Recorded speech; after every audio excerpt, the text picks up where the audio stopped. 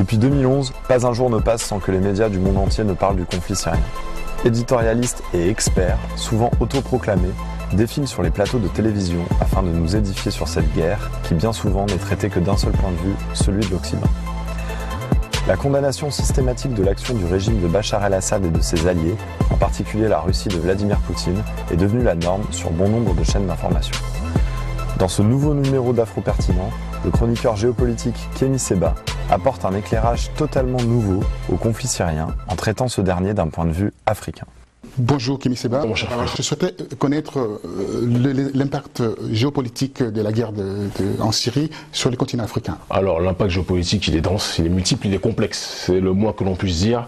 Multiple pourquoi? Parce que évidemment il y a un aspect militaire, un aspect social qui est présent, un aspect économique qui est présent dans cet impact aussi, mais le plus important cela c'est aussi sur le terrain à mon sens géostratégique parce que la guerre en Syrie a vu une recette s'étendre aux quatre coins du continent africain et qui est rentrée dans la mémoire de la plupart des membres des différentes chancelleries du continent. C'est quelque chose d'extrêmement important à rappeler. On parlait précédemment dans les chroniques précédentes d'Afro-Pertinent ce concept du souverainisme qui a été vendu, présenté par la Russie qui s'est présentée comme la nation championne justement de souverainisme aux quatre coins du globe. La Russie a consacré plus que jamais ce principe du souverainisme. Pourquoi?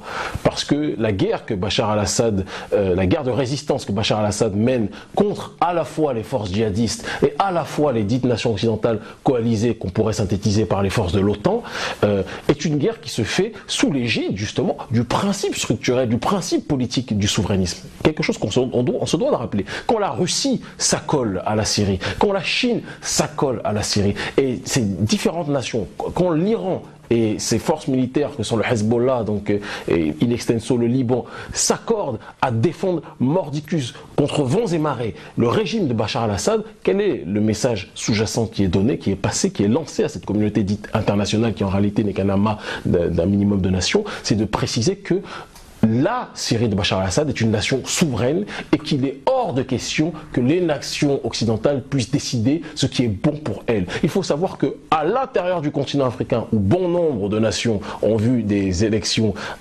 accoucher de manière pas forcément les plus saines et pas forcément les plus démocrates, les plus claires et les plus lisibles sur le terrain politique, ce message qui est que Occident, arrêtez de nous imposer votre politique, arrêtez de nous imposer votre velléité, arrêtez de nous imposer vos schémas politiques qui ne sont pas en harmonie forcément avec notre réalité. C'est quelque chose qui a été reçu 5 sur 5 par la plupart des chefs d'État, notamment en Afrique subsaharienne, mais pas seulement. Et de telle sorte que la Russie, pour être dans ce continuum des propos précédemment expliqués la semaine dernière, avec la chronique sur Vladimir Poutine, dans ce continuum-là, plus que jamais, la Russie est vue comme celle qui, en Syrie, a été capable de mettre une formule politique, une formule géostratégique qui peut être adaptable à bon nombre d'endroits dans les pays du Sud et notamment sur le continent africain. Et c'est pour ça qu'on a vu par exemple la Russie passer un certain nombre d'accords militaires, se rapprocher de nations telles que la Guinée équatoriale de Obiang Nguema, quelque chose d'important à rappeler. La Russie, par le biais de la diplomatie russe de Vladimir Poutine, a été aussi dans une démarche de passer un certain nombre d'accords et de conseils militaires avec les autorités aussi camerounaises, stratégiques. La complexité de la situation camerounaise est que il y a autant de partenaires qu'il y a quelque part de sujets politiques à traiter au Cameroun, et donc le Cameroun ne s'embourbe pas, on ne s'enferme pas, on peut peut-être même dire que c'est bien dommage, dans la création de partenariats réduits. Ils ont des partenariats multiples avec des nations parfois aux intérêts antagonistes, mais la Russie fait partie de ces partenaires-là. On a eu notamment aussi au Burundi, chez Nkurunziza. Voilà, chez Nkurunziza, la Russie aussi a été approchée. On a eu des balbutiements diplomatiques sur ce terrain-là, mais toujours dans cette vision des choses qui est que ce que la Russie était capable de faire en Syrie, en étant capable, contre vents et marées, de protéger une nation contre toute la communauté internationale et contre les tentatives de déstabilisation de l'État islamique dit prétendument État islamique, mais qu'on appellerait Daesh, eh bien, les nations africaines et un certain nombre de présidents africains mal aimés par la communauté internationale ont vu dans cette recette quelque chose qui était possible d'être appliqué chez elles. Donc ça, dans leur nation, je tiens à le préciser. Et donc ça, c'est une recette première sur le terrain déjà diplomatique qu'il est important, à mon sens, de recontextualiser. On se retrouve devant un dilemme important au niveau de la Corne de l'Afrique, où on voit une certaine porosité au niveau de frontières. Que peut-on faire aujourd'hui pour parer à tout cela, éradiquer en fait cet afflux de djihadistes qui rentrent en Afrique? La meilleure façon, comme on l'a dit précédemment, chers frères, déjà c'est de reprendre une méthodologie qui a marché en Syrie. La méthodologie qui a marché en Syrie, c'est être capable de s'entourer des bons alliés. Ça, c'est un premier point. On l'a dit, la Russie, la Chine sont des alliés géostratégiques qui peuvent permettre justement, parce qu'ils ont un poids au sein des Nations Unies, il y a un poids très important, ils ont le droit de veto, d'accord. C'est quelque chose qui peut enrayer un certain nombre de processus visant, pas simplement le droit de veto, mais visant aussi, de par la force de frappe des nations précitées, de résister de manière beaucoup plus efficace aux groupements djihadistes, beaucoup plus efficace que les nations occidentales qui disent les combattre, mais qui en même temps, bien souvent, sont accusées, dans leur partenariat avec les puissances, les pétromonarchies arabes, de les sponsoriser de manière générale. C'est aussi quelque chose que l'on doit dire, on l'a vu avec Boko Haram, ça crie à la diabolisation, à l'accusation d'un certain nombre de mouvements dits djihadistes, mais ces mouvements djihadistes-là, les armes qu'on retrouve généralement sont des armes issues des nations occidentales qui sont censées les condamner. Donc on est dans un jeu de dupes qui ne dupe en réalité plus personne, et c'est quelque chose d'extrêmement important à rappeler. Au-delà de ça, il y a aussi un rôle nécessaire qui se doit d'être repris par l'Union africaine. L'Union africaine est censée être l'organisme panafricaniste de référence. Qu'est-ce que l'Union africaine fait aujourd'hui? L'Union africaine n'a pas une démarche visant à lutter de manière efficace contre ces groupements djihadistes-là. Ces groupements djihadistes-là qui ont été plus que jamais dopés, reboostés par la toute-puissance et les premiers succès dans un premier temps de Daesh en Syrie.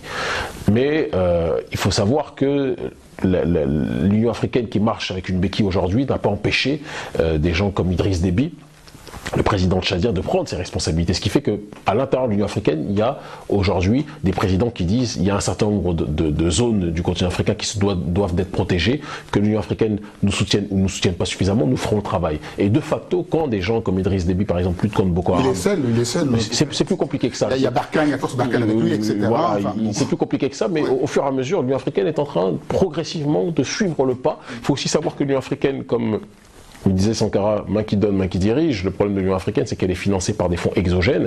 Et donc les fonds exogènes, même si c'est en train progressivement de diminuer, ces fonds exogènes émanent de nations qui sont les premières à vouloir déstabiliser le continent africain, en l'occurrence les nations, les grandes puissances occidentales qui ont besoin des matières premières et qui ne peuvent se servir de matières premières qu'à partir du moment où soit ils ont des accords avec les chefs d'État africains, ou soit quand ces accords ne sont pas passés ou sont refusés par un certain nombre de chefs d'État africains qui décident de prendre leurs responsabilités. Ces accords-là, ils vont se servir eux-mêmes en voyant une nation déstabilisée et se servir dans les sols présents. Et les groupements djihadistes très souvent sont présents comme par hasard au milieu des zones remplies de matières premières, et généralement ça nous fait penser un petit peu à cette image du casseur qui vient briser une boutique et qui force le boutiquier à engager la mafia pour sécuriser la boutique, et la mafia étant aujourd'hui la communauté internationale et le casseur étant les groupements djihadistes bien souvent cooptés par cette communauté internationale. Alors si on comprend bien ce que vous êtes en train de nous expliquer,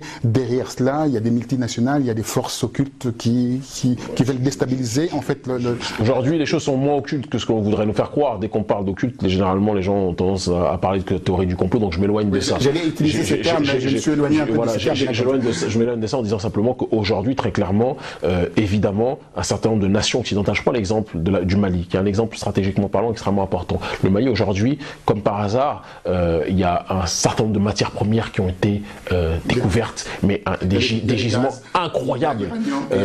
Voilà, exactement, au Mali. Et c'est comme par hasard en cette zone-là qu'il y a une recrudescence des groupements djihadistes, comme par hasard, qui émerge, il y a une vergence réelle de ces derniers-là, et cette vergence-là, cette convergence...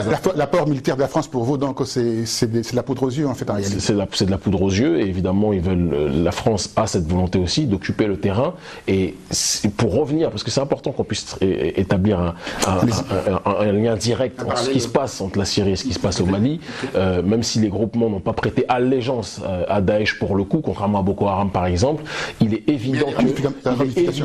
évident que ces organisations djihadistes, en voyant Daesh venir en Syrie dans des zones où stratégiquement il y a aussi des ressources naturelles extrêmement importantes qui sont présentes, ces groupements djihadistes se disent pourquoi ne pas faire la même chose aussi dans ces zones-là du côté du Mali, et c'est ce qui donne aussi justement la complexité de cette situation, et la France qui de l'autre côté qui dit combattre ces groupements djihadistes-là, mais qui en même temps en sponsorise certains de manière indirecte, et de l'autre côté, quand je dis la France, je parle de l'oligarchie française, et de l'autre côté occupe le sol et donc exploite de manière directe et indirecte les matières premières là aussi qui sont présentes. C'est-à-dire qu'il y a une convoitise globalisée qui est présente, et c'est cette convoitise-là qui aujourd'hui trouve sa source dans ce qui s'est passé en Syrie.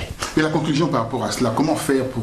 En fait, on peut faire un constat aujourd'hui, mais les solutions pour en sortir? Les solutions, on le dit, on le répète suffisamment, tant que le continent africain n'aura pas la capacité, les dirigeants africains n'auront pas la volonté d'établir des partenariats qui les verront gagnant-gagnant et non pas perdant-gagnant, ils seront toujours dans une dynamique d'être déstabilisés par des organisations et aidés par des organisations qui sponsorisent les mouvements djihadistes qui justement les déstabilisent. Donc on est obligé aujourd'hui de revoir la géopolitique avec clarté, avec sincérité, avec pragmatisme. Pourquoi toujours s'allier à des nations qui ont pour passif de nous piller hier et qui veulent aujourd'hui encore nous piller et qui, si on ne fait rien pour que les choses changent, nous pilleront demain? L'Afrique a une responsabilité dans ce qui lui arrive. Il faut arrêter de pleurer toujours et de dire que dans ce qui se passe, c'est toujours l'autre qui fait le mal ou quoi que ce soit. Le puissant ne va jamais briser le banc sur lequel il est assis. La question, c'est pourquoi l'Afrique veut toujours passer ses alliances avec les mêmes nations qui passent leur temps à les déstabiliser. Ces mêmes nations sont celles qui ont essayé et qui essayent encore de renverser la Syrie. Et ce sont ces mêmes nations en Syrie qui essaient de renverser la Syrie, qui parce qu'elles ont été refoulées, qui parce que Bachar al-Assad a su s'entourer, d'accord, des bonnes nations, de bons partenaires qui ont une compréhension géopolitique du principe de souveraineté. Tant que les chefs d'État africains ne comprendront pas cette nécessité aujourd'hui de migrer vers un souverainisme intégral, on ne sera pas dans une démarche visant à permettre au continent africain de connaître une stabilité réelle et d'éradiquer ce mal djihadiste qui, objectivement, s'il y avait un effort concerté de toutes les nations, pourrait disparaître en un rien de temps. Mais la réalité est que cette internationale djihadiste permet à un certain nombre de nations occidentales d'effectuer leur forfait à bon nombre d'endroits sur ce globe. Merci Kémy Séba. On se retrouve pour le prochain numéro. C'est moi qui vous remercie. Pertinent. C'est moi Merci. qui vous remercie. Corde à défendre mordicus contre vents et marées le régime de Bachar al-Assad, quel est le message sous-jacent qui est donné, qui est passé, qui est lancé à cette communauté dite internationale qui en réalité n'est qu'un amas d'un minimum de nations? C'est de préciser que la Syrie de Bachar al-Assad est une nation souveraine et qu'il est hors de question que les nations occidentales puissent décider ce qui est bon pour elles. Il faut savoir qu'à l'intérieur du continent africain, où bon nombre de nations ont vu des élections accoucher de manière pas forcément les plus saines et pas forcément les plus démocrates, les plus claires et les plus lisibles sur le terrain politique, ce message qui est que Occident, arrêtez de nous imposer votre politique, arrêtez de nous imposer votre velléité, arrêtez de nous imposer vos schémas politiques qui ne sont pas en harmonie forcément avec nous. Syrien, en traitant ce dernier d'un point de vue africain. Bonjour Kémy Séba. Bonjour. Je souhaitais connaître l'impact géopolitique de la guerre en Syrie sur les continents africains. Alors l'impact géopolitique, il est dense, il est multiple, il est complexe. C'est le moins que l'on puisse dire. Multiple, pourquoi? Parce que évidemment il y a un aspect militaire, un aspect social qui est présent, un aspect économique qui est présent dans cet impact aussi. Mais le plus important, cela, c'est aussi sur le terrain, à mon sens, géostratégique, parce que la guerre en Syrie a vu une recette s'étendre aux quatre coins du continent africain et qui est rentrée dans la mémoire de la plupart des membres des différentes chancelleries du continent. C'est quelque chose d'extrêmement important à rappeler. On parlait précédemment dans les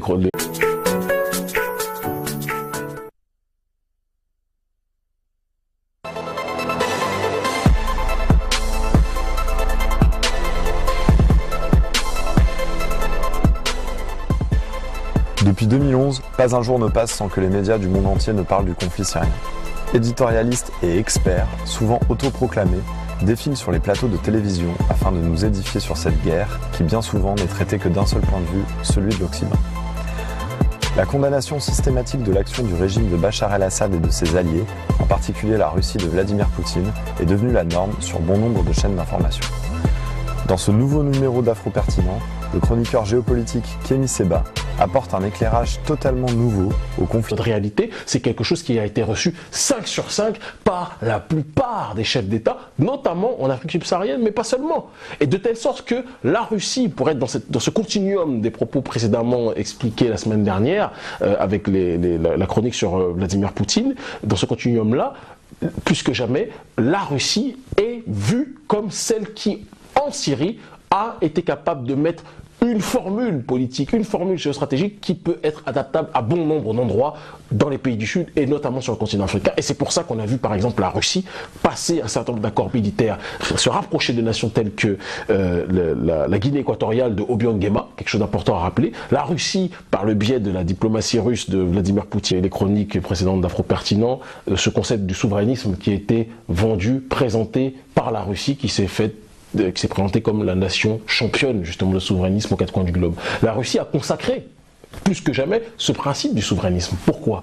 Parce que la guerre que Bachar al-Assad, la guerre de résistance que Bachar al-Assad mène contre à la fois les forces djihadistes et à la fois les dites nations occidentales coalisées qu'on pourrait synthétiser par les forces de l'OTAN, est une guerre qui se fait sous l'égide justement du principe structurel, du principe politique du souverainisme. Quelque chose qu'on se doit de rappeler. Quand la Russie s'accole à la Syrie, quand la Chine s'accole à la Syrie, et ces différentes nations, quand l'Iran et ses forces militaires que sont le Hezbollah, donc in extenso le Liban,